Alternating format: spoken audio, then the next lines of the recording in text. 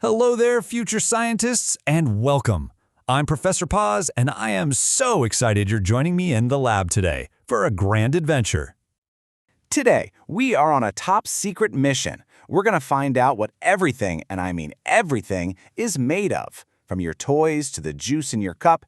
And hey, I've brought my trusty sidekick to help us out. Say hello to Beep Boop.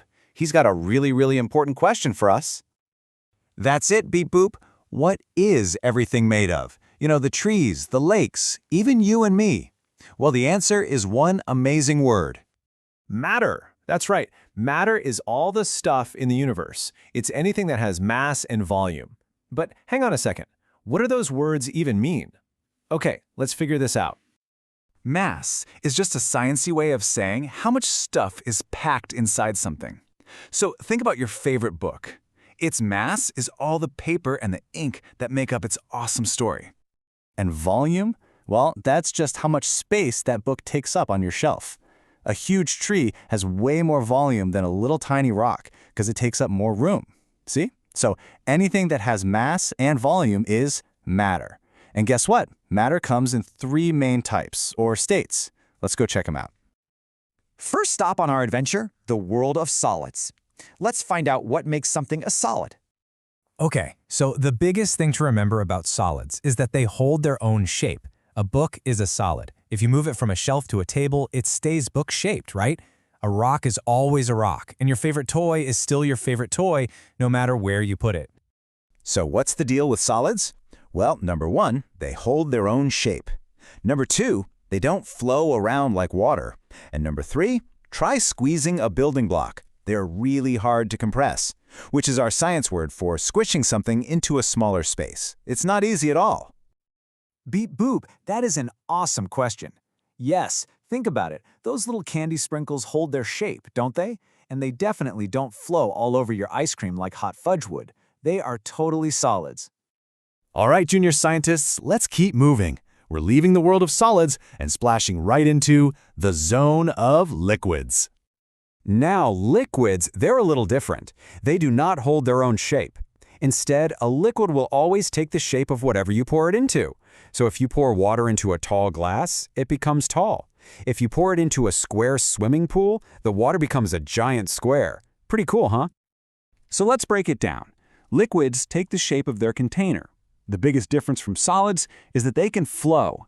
But just like solids, they're really hard to compress. You couldn't just squish a whole jug of milk into a tiny little carton.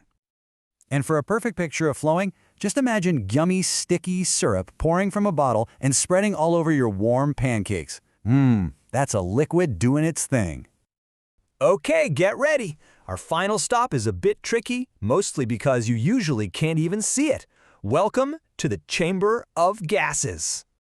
Gases are the ultimate escape artists. They don't have their own shape at all. A gas will just spread out and completely fill any container it's in, no matter how big or small. The air you're breathing right now, that's a gas, and it's filling up the whole room. When you blow up a balloon, your breath, which is a gas, fills up every single bit of space inside. So, let's see what makes gases so special. Like liquids, they take the shape of their container, and they can flow. But here is the super duper cool part. Gases are really easy to squeeze or compress. This is the #1 biggest difference between gases and the other two kinds of matter. You got it, Beep Boop. That is exactly right. Soda cans have a gas called carbon dioxide squeezed right into the liquid. So when you pop the top, whoosh, that squeezed-in gas rushes out, and that's what makes all those fizzy bubbles. Okay, team, for our grand finale, we're heading to the most magical part of the lab, the transformation station. This is where we get to see how matter can change from one kind to another. Let's start with something we all know and love, water. If you take liquid water and make it really cold, down to 32 degrees Fahrenheit, it goes through a change we call freezing. And poof, your liquid water has turned into solid ice. And guess what? We can go the other way too. If you take that same liquid water and heat it up to 212 degrees Fahrenheit, it starts to boil, and that water changes from a liquid into a gas we call steam. See? Matter is changing all the time. And it's not just water that can do these amazing tricks. Think about cheese. It starts as a solid, right? But when you heat it up, it melts into a gooey, delicious liquid, perfect for dipping chips into. Whew, that was a ton of amazing science. Let's do a quick matter checkup. Take a look at this chart with me. See that first question? Holds its shape? Solids the only ones that get a yes. Now, can it flow? Both liquids and gases get a big yes for that one. And the last one, the really special one, easy to squeeze? You got it, only gas. If you can remember these key differences, you'll be a total matter expert.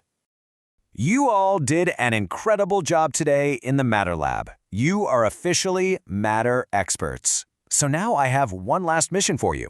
Just take a look around you, right where you are. What solids, liquids, and gases can you find? The adventure of science is absolutely everywhere.